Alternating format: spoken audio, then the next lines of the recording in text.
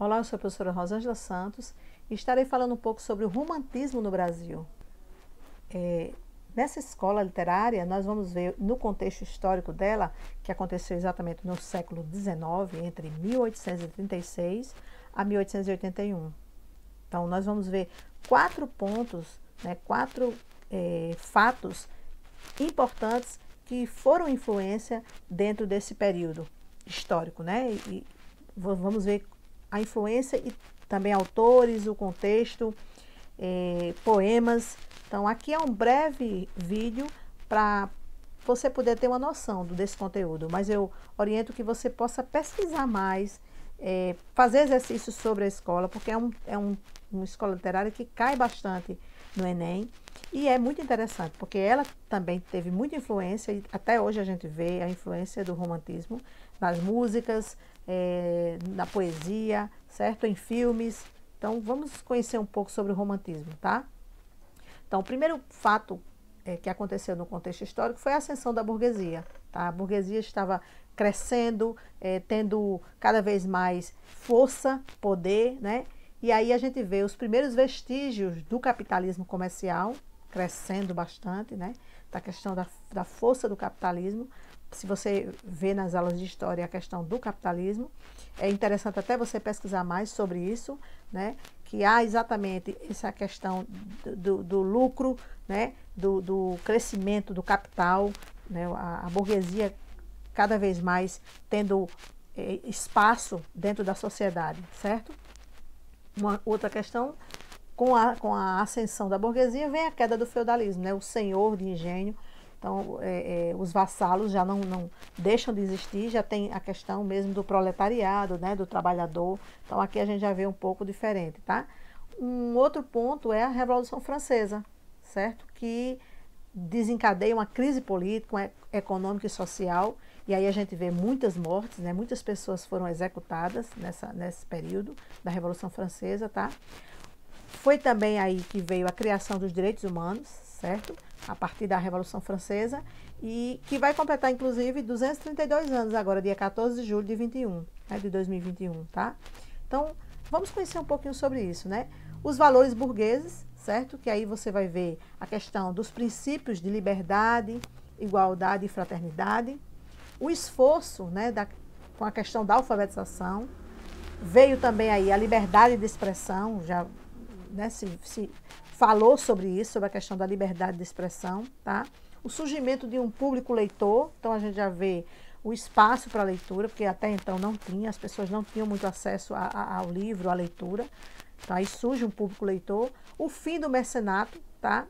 A arte que é parte do mercado, como parte do mercado.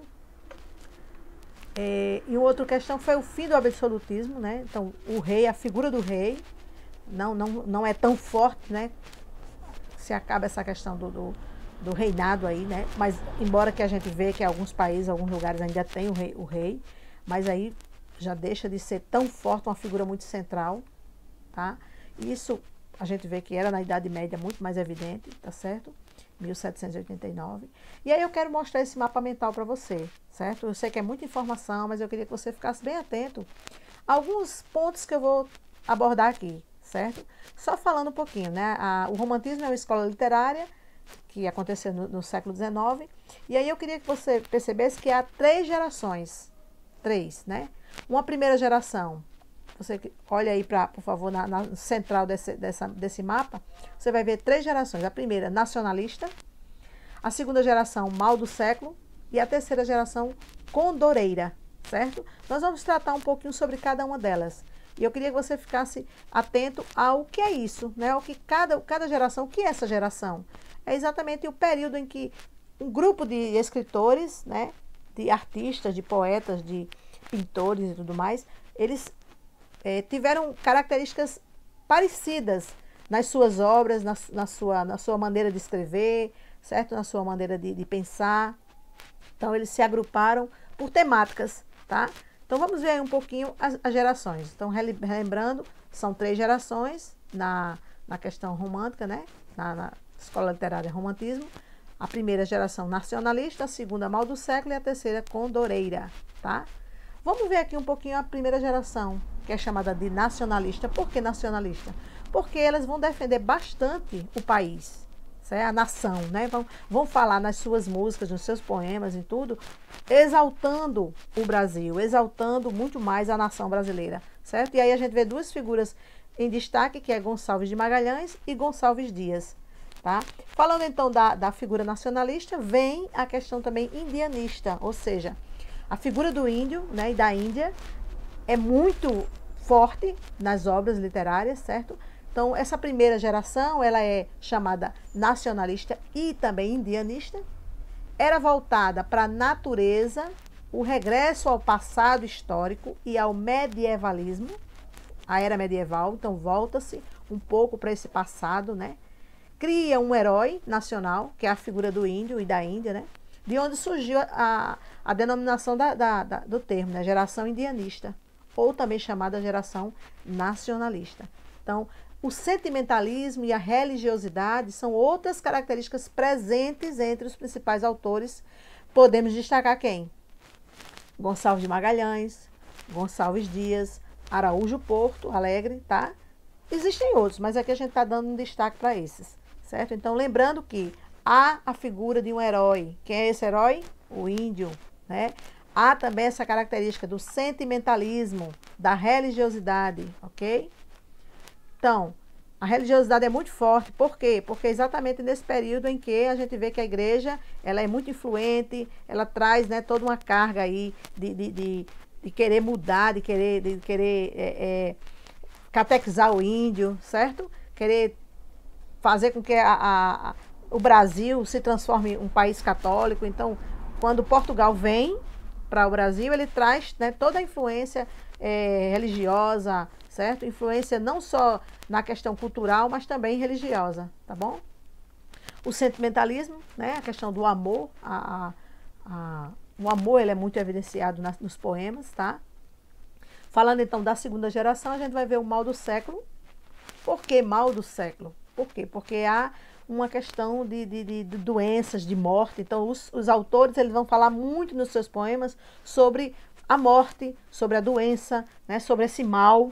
Tá? Então, era muito comum que os autores eles adoeciam jovens, eles morriam jovens e eles adoeciam jovens. Né? Então, assim, alguns deles não conseguiam viver nem 20 anos de idade, imagina, né? Então, a gente vai ver três figuras, três autores que vão ser destaques, como Álvares de Azevedo, Fagundes Varela e Cassimiro de Abreu, certo? Essa segunda geração romântica, ela também é chamada de ultrarromantismo. Então a gente vai ver aí que é algo que vai bem mais forte, né? Esse mal do século. E o ultrarromantismo, por quê? O romantismo, ele é bastante fortalecido aqui, né? Na questão da figura da mulher, a exaltação à mulher, a questão da morte, tá? O escapismo, então, a fuga, né? Fugir para não sofrer, tá? O pessimismo, então há um sentimento de pessimismo pairando nas obras literárias, certo? E a idealização do amor e da mulher. Também o saudosismo. Então há muito relembrar o passado, né? Falando um pouco do medievalismo, falando um pouco daquela época antiga, né, do século XVI, tá? E também fala sobre a infância. Então, os poemas e as obras também fazem essa citação à infância, tá? E ao passado. Então, a gente vai ver aqui uma vertente do romantismo que é a tendência depressiva. Então, há uma tendência nas obras de falar da tristeza, né? Do pessimismo e tudo mais, né?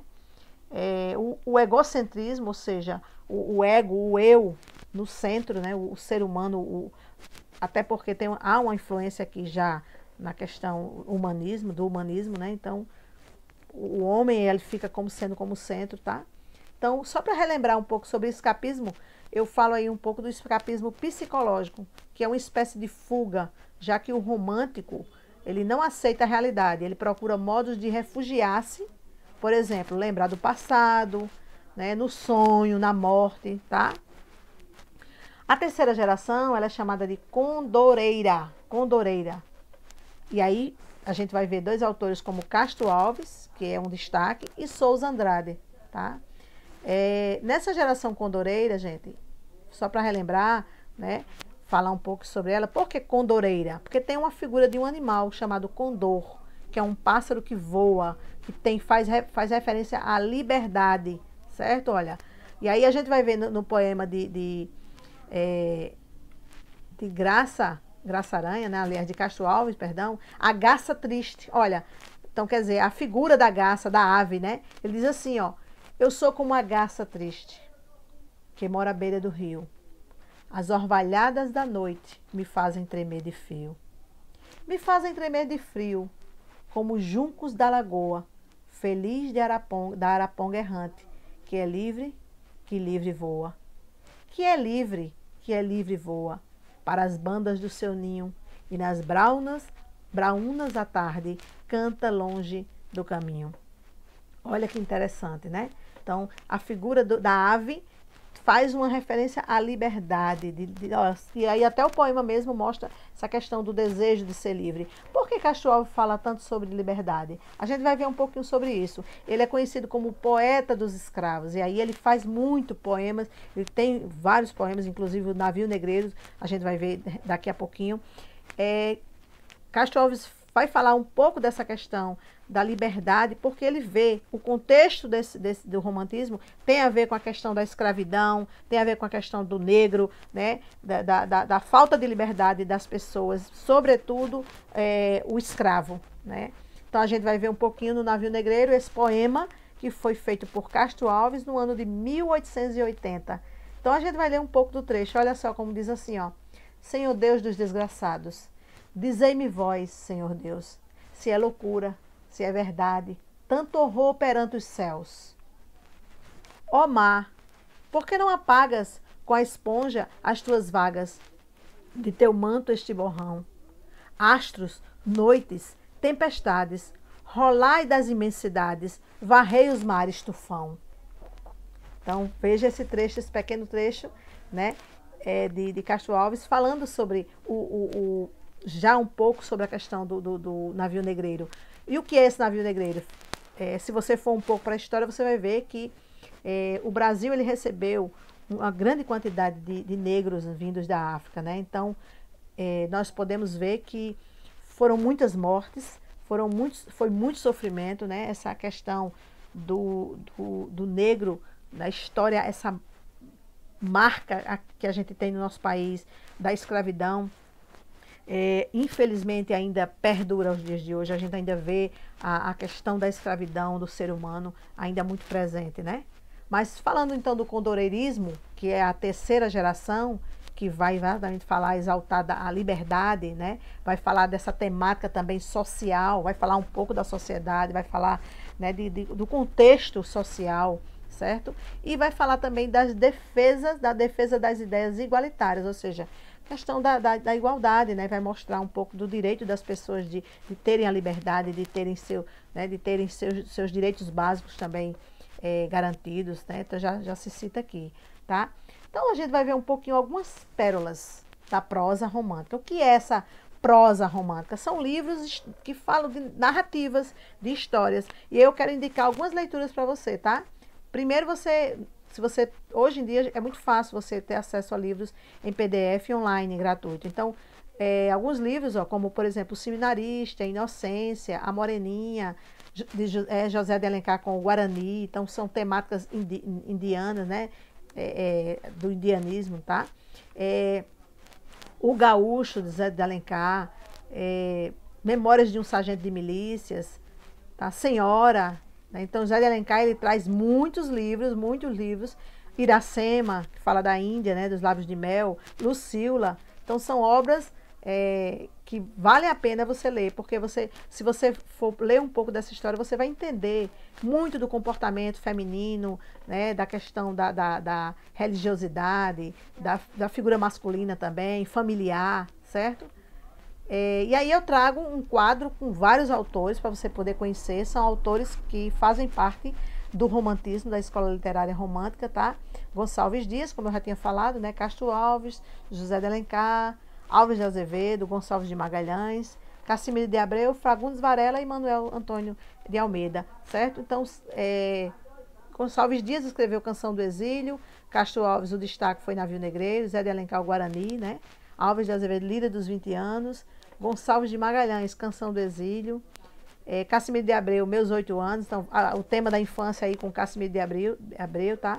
Fagundes Varela com Vozes da América e Manuel Antônio de Almeida com Memórias de um Sargento de Milícia. Então, assim, a gente vê um pouco da leitura desses autores falando sobre vários temas, né? A questão da liberdade, a questão do índio, a questão da juventude, certo? Da infância, né? Do próprio país. Então, mas há uma exaltação também à nação brasileira, né? Nas obras, tá?